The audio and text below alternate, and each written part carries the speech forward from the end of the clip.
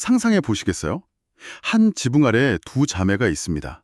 그런데 이 두 사람이 남편의 사랑, 그리고 가문의 주도권을 차지하기 위해서 정말 상상 초월의 경쟁을 벌입니다.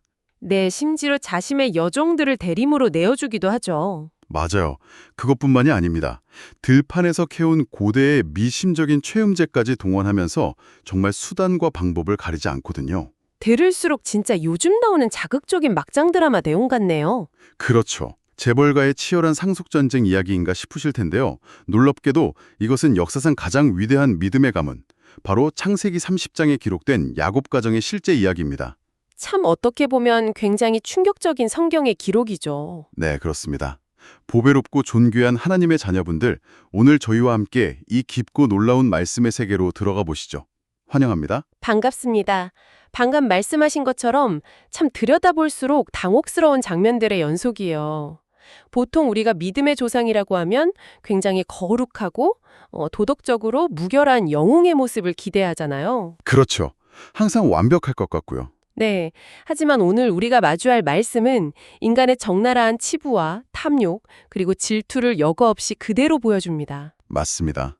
사실 그래서 오늘 우리의 미션이 더 중요한 것 같아요. 겉보기에는 그저 진흙탕 싸움 같은 이 혼란스러운 말씀 속에서 우리는 아주 선명하게 빛나는 구속의 붉은 줄을 찾아낼 거거든요. 아주 흥미로운 여정이 될 겁니다. 인간의 흥결이 아무리 크다 해도 말이죠. 네, 하나님의 계획은 실패하지 않으니까요. 맞아요.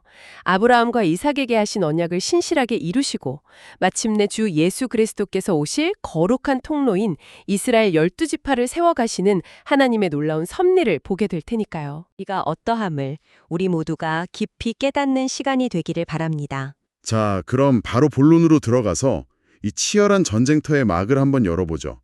창세기 29장에서부터 이어져 온 레아와 라헬의 긴장감이 창세기 30장 1절에서 13절 말씀을 보면 그야말로 대폭발을 일으킵니다. 네, 걷잡을 수 없는 폭발이죠. 라헬은 자신이 임신하지 못하는 것을 야곱 탓으로 돌리면서 분노하잖아요. 그러다가 결국 자신의 여종 빌하를 남편에게 주어서 아들을 얻어냅니다. 참 인간적인 방법의 극치죠. 그러니까요. 그러자 이미 아들 넷을 낳았던 언니 레아도 질세라 자신의 여종 실바를 내어주면서 이 경쟁에 아예 불을 지펴버립니다.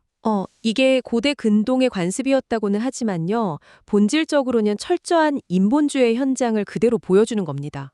인본주의요? 내 힘으로 해보겠다는 거군요. 맞아요. 생명의 탄생이라는 건 하나님의 고유한 주권이잖아요. 그걸 인간의 방법과 편법으로 대신하려는 시도였던 거죠. 저는 이 부분을 읽으면서 참 많은 생각이 들었어요. 이들의 모습이 단순히 옛날 이야기가 아니더라고요. 지금 우리의 모습과 겹쳐 보이죠? 네, 너무나 닮아 있거든요. 우리가 삶에서 거대한 장벽을 만났을 때 생명의 주관자이신 하나님께 엎드려 기도하기보다는 세상적인 수단을 먼저 찾잖아요. 육신적인 열심을 동원하기도 하고요. 맞아요. 어떻게든 내 힘으로 상황을 통제하고 영적 장자권을 쟁취해보려고 발버둥치는 것과 정말 똑같지 않나요? 아주 정확한 통찰입니다. 인본주의라는 게 무슨 거창한 철학이 아니거든요. 하나님의 타이밍을 기다리지 못하는 조급함, 그게 바로 인본주의죠. 아, 내 손으로 어떻게든 이뤄내겠다는 그 조급함이요. 네. 라헬과 레아는 지금 영적인 한계에 부딪혀 있는 상태입니다. 하지만 여기서 보배롭고 존귀한 하나님의 자녀분들이 절대 놓치지 말아야 할 진리가 하나 있어요. 그게 뭔가요? 바로 이토록 연약하고 흠결 많은 자들을 품어주시는 하나님의 긍휼입니다. 사실 그게 제일 놀라운 포인트 중 하나예요. 만약 제가 리더였다면 말이죠.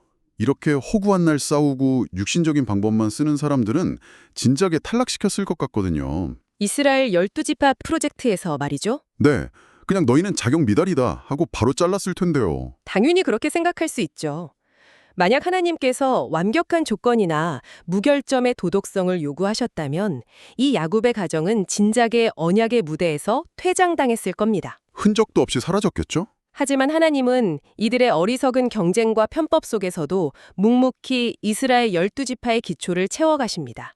이게 굉장히 중요한 구속사적 의미를 가져요. 어떤 의미인지 좀 더 풀어주시겠어요? 우리의 연약함이나 인간적인 실수가 하나님의 거대한 언약 성취를 결코 막을 수 없다는 뜻입니다. 하나님의 은혜의 주권은 늘 인간의 실패를 덮고도 남을 만큼 광대하거든요. 은혜가 인간의 실패를 덮는다. 와, 정말 가슴에 와닿고 위안이 되는 말씀입니다. 참 감사한 일이죠. 그런데 이 자매의 경쟁이 여기서 끝나는 게 아니잖아요. 창세기 30장 14절에서 21절 말씀으로 넘어가면 이들의 인본주의가 단순한 편법을 넘어갑니다. 네, 영적 무지로 치닫게 되죠. 맞아요. 미신적인 영적 무지로 치닫는 아주 기막힌 사건이 등장하는데요. 바로 그 유명한 합판체 사건입니다. 창세기 30장의 흐름에서 아주 핵심적이고도 상징적인 사건이죠. 밀 거둘 때 레아의 첫째 아들 르우벤이 들에서 합판체를 발견하고 어머니에게 가져오잖아요. 네, 그때 라헬이 그걸 보고 아주 극단적인 거래를 제안합니다. 남편과 동침할 기회를 레아에게 양보하는 조건으로 그 합판체를 빼앗다시피 가져가 버리죠. 여기서 잠깐 짚고 넘어가야 할 것 같아요. 합판체가 도대체 뭐길래 그랬을까요? 제 말이요. 라헬이 남편과의 시간까지 포기하면서 그 풀뿌리에 집착했던 이유가 뭘까요? 요즘으로 치면 무슨 만병통치약이나 다산의 직방이라는 신비의 영양제 같은 건가요? 아주 비슷한 비유입니다. 이 단어의 실체를 알기 위해서 영화 성경인 킹 제임스 성경을 보면요. 이 식물을 맨드레이크스라고 정확히 번역하고 있어요. 아, 맨드레이크스요? 판타지 소설 같은 데서 들어본 것 같은데요? 맞아요. 고대 근동 지역에서 이 맨드레이크는 단순한 식물이 아니었습니다. 임신을 돕는 강력한 체험제이자 미신적인 부족으로 여겨졌거든요. 부족이요? 네, 뿌리가 사람의 하반신 모양을 귀괴하게 닮았고 일종의 마취 성분도 있어서 당시 사람들은 이걸 소유하면 불임을 치료하고 다산을 할 수 있다고 굳게 믿었어요. 아, 세상에. 그러니까 지금 라헬은 생명의 주관자이신 하나님께 구하는 게 아니라 들판에서 캐온 그 미신적인 부족에 자기 인생과 가문의 미래를 걸었던 거군요. 정확합니다. 마치 요즘 현대인들이 불안할 때 저물고거나 행운의 부족을 의지하는 것처럼요. 그렇죠. 언약 가문의 일원이라는 라헬조차도 여전히 세상의 미신과 이방의 풍습에 마음을 빼앗겨 있었음을 아주 적나라하게 폭로하는 장면입니다. 정말 안타까운 상황이네요. 그런데 이 이야기의 결말이 어떻게 되는지 아십니까? 네, 그 부분이 진짜 코미디 같으면서도 소름 돋는 반전이잖아요. 라헬이 그 맨드레이크를 쟁취해서 드디어 아이를 갖나 싶었는데 정작 그 다음 구절들을 보면 임신을 한 사람은 합판체를 빼앗겼던 레아였어요. 맞습니다. 합판체를 포기한 레아가 오히려 축복을 받았죠. 심지어 레아는 오히려 그 후로도 아들 둘의 딸까지 더 낳습니다. 라헬이 그렇게 의지했던 세상의 부적이 아무런 쓸모가 없었다는 걸 하나님이 아주 뼈 때리게 보여주신 거네요. 바로 그겁니다. 보배롭고 존귀한 하나님의 자녀분들께서 이 대목에서 꼭 기억하셔야 할 것이 있습니다. 생명은 세상의 어떤 미신적인 식물이나 인간의 교묘한 거래로 만들어지는 게 아니라는 사실이죠. 생명의 주관자는 오직 하나님 뿐이시니까요. 네. 오직 하나님 한 분만이 생명의 참된 수여자이심을 성경은 이 역설적인 사건을 통해서 아주 명확하게 선언하고 있는 겁니다. 결국 라헬의 모든 헛된 노력과 육신적인 꼼수가 철저하게 실패로 돌아갔군요. 그런데 참 신기한 건 인간의 힘이 이렇게 완전히 바닥나고 무력해진 바로 그 시점에 진짜 기적이 시작된다는 거예요. 은혜가 임할 타이밍이 온 거죠. 네, 창세기 30장 22절에서 24절 말씀을 보면요. 하나님이 라헬을 생각하신지라라는 구절과 함께 드디어 라헬의 태의 문이 열립니다. 가장 짙은 어둠 속에서 마침내 은혜의 빛이 비추는 순간입니다. 하나님이 라헬을 생각하신지라. 이 짧은 문장 안에 성경의 거대한 신학이 담겨 있거든요. 여기서 제가 좀 질문을 드리고 싶은데요. 생각하셨다는 표현이 자칫하면 아차, 내가 라헬을 깜빡 잊고 있었네 하고 뒤늦게 떠올리셨다는 뜻으로 들릴 수도 있거든요. 아, 그렇게 오해하기 쉽죠. 하나님이 전지전능하신 분인데 깜빡하셨을 리는 없잖아요.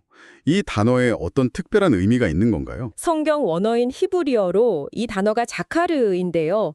이것은 단순히 잊어버렸던 기억을 뇌리에 떠올린다는 뜻이 절대 아닙니다. 그럼 어떤 뜻인가요? 성경에서 하나님이 누군가를 기억하셨다 또는 생각하셨다라고 할 때는요. 과거에 맺으셨던 언약에 근거하여 이제 적극적인 구원 행동을 개시하셨다는 뜻입니다. 아, 구원 행동을 계시하셨다. 네, 노아의 홍수 때 방주 안에 있는 노아를 기억하사 바람을 불게 하셨던 것처럼 말이죠. 하나님은 아브라함과 이삭에게 하신 약속을 이루기 위해서 본격적으로 일하기 시작하신 겁니다. 언약에 근거한 구원의 계시. 그러니까 라헬이 합판체를 먹어서가 아니라 그녀가 철저히 무력해져서 두 손 두 발 다 들었을 때 하나님의 전적인 은혜가 임한 거군요. 정확합니다. 내 힘을 뺐을 때 하나님이 일하시는 거죠. 그렇게 해서 태어난 아들이 바로 요셉이고요. 맞습니다. 요셉이 누구입니까? 훗날 이집트의 총리가 되어서 그 끔찍한 기근 속에서 이스라엘 온 가족을 구원해내잖아요. 구약에서 가장 강력한 구원자의 예표적인 인물이죠. 네, 그런 위대한 인물이 인간의 얄팍한 요령이나 미신으로 태어난 것이 아니라 오직 하나님의 전적인 은혜로만 태어났다는 사실. 이게 바로 성경이 말하고자 하는 구속사의 핵심입니다. 듣고 보니 요셉의 탄생은 단순히 야곱 가정의 아들 하나가 더 생겼다는 득남의 의미를 훌쩍 뛰어넘네요. 엄청난 영적 무게가 있는 탄생이죠. 그리고 이 요셉의 탄생이 창세기 30장 25절에서 36절 말씀으로 넘어가면서 야곱 본인에게도 엄청난 터닝포인트가 됩니다. 네, 아주 중요한 결단을 내리게 되죠. 요셉이 피어나자마자 야곱이 장인 라반에게 나를 보내어 내 고향, 나의 땅으로 가게 해주십시오 라고 선언하거든요. 저는 솔직히 야곱이 14년이나 라반 밑에서 고생했으니까 아유 이제 지긋지긋하다 하고 악독 업주 밑을 떠나고 싶은 단순한 흥수병인 줄 알았어요. 겉보기에는 고향을 그리워하는 귀향 선언 같지만요. 그 내면에는 엄청난 영적 각성이 숨어 있습니다. 영적 각성이요? 야곱이 고향으로 돌아가겠다는 건 단순히 옛날 살던 곳이 그리워서가 아닙니다. 이것은 창세기 28장에서 그가 형 에서를 피해 도망치던 중 베델에서 돌베개를 베고 잤을 때 맺었던 언약과 관련이 있어요. 아, 그 하늘에 닿은 사닥다리 환상을 보면서 하나님과 맺었던 그 베델의 언약 말인가요? 맞습니다. 내가 너와 함께 있어 네가 어디로 가든지 너를 지키며 너를 이끌어 이 땅으로 돌아오게 할지라 하셨던 그 하나님의 약속을 다시 기억해낸 겁니다. 와, 그 약속을 드디어 붙잡은 거군요. 그동안은 아내들의 다툼에 휘둘리고 라반의 착취에 순응하면서 현실에 안주하던 야곱이었잖아요. 네, 그냥 하루하루 버티는 삶이었죠. 그런데 마침내 하나님께서 약속하신 가나안 땅으로 돌아가서 아브라함과 이삭으로부터 이어지는 영적인 장자의 명분을 굳게 잇겠다는 믿음의 결단을 내린 겁니다. 마침내 영적 각성이 터져 나온 거죠. 그런데 야곱이 가겠다고 한다고 해서 라반이 오케이, 그동안 수고했어 하고 순순히 보내줄 리가 없잖아요. 절대 안 보내주죠. 라반이 어떤 사람인데요. 31절에서 36절 말씀을 보면 라반은 아주 교묘하고 악랄한 속임수를 씁니다. 앞으로 태어나는 양과 염소 중에 점 있고 아롱진 것만 야곱의 품삯으로 주겠다고 합의를 해요. 아주 그럴싸한 계약을 맺는 척하죠.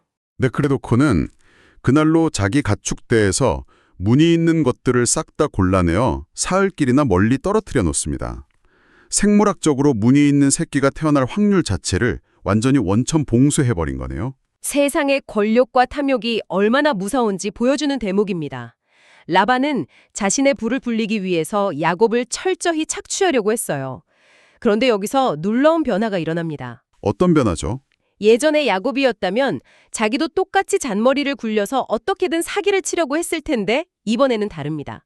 나중에 창세기 31장 11절을 보면요. 야곱이 이 상황을 회상하면서 고백하는 장면이 나와요. 꿈에 하나님의 사자가 나타나셨다고 하는 그 부분이요? 맞습니다. 꿈에 하나님의 사자가 나타나셔서 얼룩무늬 양떼가 태어날 것을 약속하셨다고 고백하죠. 그러니까 야곱은 라반이라는 세상의 거대한 권력과 꼼수 앞에서도 요동치 않고 오직 꿈에 나타나신 하나님의 사자의 말씀을 전적으로 신뢰했다는 거군요. 바로 그 점입니다. 눈앞의 현실은 불가능률 100%였지만 야곱은 하나님의 약속을 붙들었습니다. 영적 장자권을 회복한 자의 진정한 믿음이 비로소 작동하기 시작한 겁니다. 자, 이제 오늘 말씀의 가장 하이라이트이자 아마 말씀을 읽으시면서 가장 고개를 갸우뚱하셨을 그 유명한 장면으로 들어갑니다.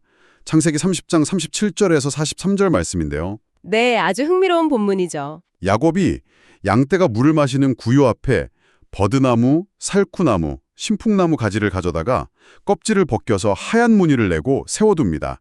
그러자 정말로 튼튼하고 얼룩무늬 있는 새끼들이 태어나서 야곱이 엄청난 부자가 되잖아요. 성경에 기록된 그대로의 사건이죠. 여기서 제가 좀 강하게 반론을 제기해 볼게요.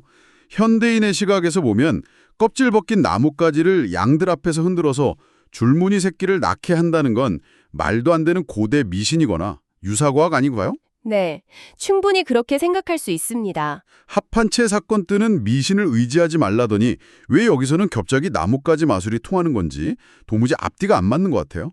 이걸 도대체 어떻게 영적인 믿음의 선포라고 해석할 수 있는 거죠? 아주 훌륭한 질문입니다. 수많은 사람들이 바로 그 지점에서 이 말씀을 오해하거든요. 야곱의 행동을 가축 번식을 위한 미신적인 주술이나 고대의 민간요법 등으로 치부해버리면 성경이 오늘 보여주려고 하는 가장 위대한 구속사의 붉은 줄을 통째로 놓치게 됩니다. 아, 민간요법이 아니라는 말씀이군요. 네. 이 사건을 제대로 이해하려면 먼저 이것이 창세기 31장 11절에서 말씀하신 하나님의 약속에 대한 믿음의 반응이라는 것을 전제해야 합니다. 내가 너에게 무늬 있는 양들을 주겠다 하신 약속 말이죠. 하나님이 이미 주시겠다고 하셨으니까요. 그렇습니다. 그리고 야곱이 선택한 세 가지 나무와 껍질을 벗긴 행동에는 단순한 목축법이 아니라 엄청난 구속사적이고 예언적인 모형론이 담겨 있습니다. 예언적인 모형론이요? 그 껍질을 벗겠다는 것 자체가 어떤 영적인 상징이 된다는 건가요? 그렇습니다. 나무의 껍질을 벗겨내어 그 하얀 속살이 드러나고 찢기신 모습은요, 장차 우리를 위해 채찍에 맞으시고 십자가에서 살이 찢기실 주 예수 그리스도의 벨속의 고난을 선명하게 상징합니다. 와, 찢기신 나무가 고난을 상징하는군요. 네. 고대 히브리적 관점에서 나무는 종종 사람을 상징하고 찢긴 나무는 고난받는 자를 의미하거든요. 야곱은 이 찢기신 나무를 바라보며 생명이 잉태되기를 바랐던 건데 이는 영적으로 십자가에 달리신 주 예수 그리스도를 믿음으로 바라볼 때 비로소 영원한 생명이 잉태된다는 것을 보여주는 위대한 예표입니다. 와, 찢기신 나무가 곧 십자가의 주 예수 그리스도를 예표한다. 이렇게 들으니까 완전히 새로운 차원으로 말씀이 열리네요. 참 놀라운 진리죠. 그렇다면 야곱이 세운 그 세 가지 나무, 살구나무, 버드나무, 신풍나무에도 각각 구체적인 예언의 의미가 담겨 있겠군요. 물론입니다. 성경의 다른 말씀들과 연결해 보면 그 의미가 너무나 명확해져요. 먼저 첫 번째, 살구나무입니다. 살구나무에는 어떤 의미가 있나요? 성경에서 살구나무는 아주 특별한 나무입니다. 출애굽기를 보면 성소안을 밝히는 정금 등잔대를 만들 때 바로 이 살구나무 꽃 형상을 본뜨게 하셨어요. 아, 성소의 빛을 밝히는 그 등잔대요? 네. 그리고 민수기 17장에서는 아론의 죽은 지팡이에서 싹이 나고 열매를 맺는 기적이 일어나는데 그것이 바로 살구나무였습니다. 죽은 지팡이에서 생명이 피어났다. 그것은 생명이요 부활을 의미하는 거네요. 정확합니다. 이 살구나무는 어두운 세상에 참 빛으로 오시며 죽음을 이기시고 부활의 첫 열매가 되시는 만왕의 왕, 주 예수 그리스도를 상징하는 것입니다. 정말 완벽한 연결이네요. 그럼 두 번째로 버드나무는요? 레위기 23장 40절을 보면요. 하나님께서 이스라엘 백성들에게 초막절 규례를 명하시면서 신의 버드를 취하여 하나님 앞에서 즐거워하라고 하십니다. 시냇가에서 자라는 그 푸른 버드나무 말이죠. 물가에서 푸르게 자라는 생명력 넘치는 버드나무는 생명수 되시는 주 예수님 곁에서 구원받은 성도들이 영원토록 누리게 될 참된 기쁨과 구원의 감격을 상징합니다. 생명수 되시는 주 예수님 곁에서 누리는 기쁨. 생각만 해도 영혼이 시원해집니다. 그럼 마지막 세 번째, 신풍나무는 뭔가요? 이름이 좀 낯섰는데요. 혹시 다른 번역에서는 플라타나스라고도 부르는 그 나무인가요? 맞습니다. 신풍나무는 껍질이 잘 벗겨지고 아주 크고 웅장하게 자라는 특징이 있어요. 에스겔 31장 8절 말씀을 보면 하나님의 동산에 심긴 가장 아름답고 위대한 나무를 묘사할 때 신풍나무가 등장합니다. 하나님의 동산에서 가장 위대한 나무요? 네. 이것은 장차 주 예수 그리스도께서 친히 통치하실 세상 그 어떤 제국보다 웅장하고 영광스러운 하나님의 나라, 즉 천년왕국을 상징하는 나무입니다. 아, 이제야 모든 퍼즐이 완벽하게 맞춰집니다. 야곱이 물 구유 앞에 그 껍질 벗긴 새나무를 세웠던 것은 라반을 속이려는 얄팍한 꼼수나 가축을 늘리려는 미신이 아니었네요. 네, 전혀 그런 게 아니었죠. 베델의 언약을 굳게 붙잡은 야곱이 찢기신 십자가의 고난과 부활의 첫 열매이신 주 예수님, 그리고 그분이 다스리실 영광스러운 하나님의 나라를 믿음의 눈으로 대망하며 선포한 것이군요. 이게 왜 구속의 붉은 줄인지 아주 명확하게 이해가 됩니다. 바로 그것입니다. 이 사건은 야곱이 약속의 자손을 통해 완성될 거대한 구원 계획을 전적으로 신뢰했다는 증거입니다. 정말 대단한 믿음이네요. 비록 구약시대의 인물이지만 그는 이미 믿음으로 장차 오실 주 예수님을 바라보았던 것이죠. 오늘 말씀이 깊은 곳으로 함께 들어가 보면서 처음에 가졌던 의문이 완전히 해소되는 느낌입니다. 오늘 함께 나눈 창세기 30장을 한번 깔끔하게 요약해 주시겠습니까? 네. 창세기 30장은 겉으로 보기에는 질투와 탐욕, 아내들의 경쟁과 미신이 난무하는 깨어진 가정의 모습 같았습니다. 그러나 그 흙탕물 같은 혼돈의 밑바탕에는 야곱의 집을 언약대로 신실하게 세워가시는 하나님의 거대한 구속사가 도도하게 흐르고 있었어요. 우리의 연약함 속에서도 일하신 하나님이시죠. 맞습니다. 야곱은 마침내 베델의 언약을 기억해냈고 껍질 벗겨진 새 나무를 통해 장차 오실 주 예수 그리스도와 그분의 영광스러운 나라를 대망했습니다. 우리의 끝없는 연약함과 실패 속에서도 기필코 구원의 역사를 완성해 가시는 하나님의 놀라운 섭리가 이 장 전체를 아름답게 덮고 있습니다. 감사합니다. 보비롭고 존귀한 하나님의 자녀분들. 오늘 창세기 30장의 깊은 우물을 함께 길어 올리면서 어떤 마음이 드셨나요? 말씀을 마치면서 여러분의 마음에 남겨두고 싶은 한 가지 묵상거리가 있습니다. 어떤 묵상골인가요? 오늘 야곱이 껍질이 벗겨지고 찢기신 나무를 바라보면서 십자가의 주 예수님을 대망했던 것처럼 지금 여러분의 삶 속에도 무언가 껍질이 벗겨지고 살점이 찢겨 나가는 것만 같은 아프고 억울한 고난의 상황이 있으신가요? 네, 참 자신의 한계에 부딪혀서 철저히 무력해진 순간들이 우리에게 오곤 하죠. 맞아요. 그렇다면 혹시 그 고난과 찢김의 현장이 나를 무너뜨리려는 것이 아니라 영광스러운 주 예수 그리스도의 나라를 더 깊이, 더 간절히 바라보게 하시려는 하나님의 놀라운 캔버스는 아닐까요? 정말 아름답고도 강력한 묵상이네요. 우리의 실패와 연약함, 심지어 우리의 어리석음조차도 구원의 재료로 빚어내시는 하나님의 은혜를 신뢰하시길 바랍니다. 주 예수 그리스도의 크신 은혜와 평강이 보배롭고 존귀한 하나님의 자녀분들의 삶에 영원토록 함께 하시기를 기도합니다. 함께해 주셔서 감사합니다. 다음 시간에 더 깊고 풍성한 말씀으로 찾아오겠습니다. 평안히 계십시오.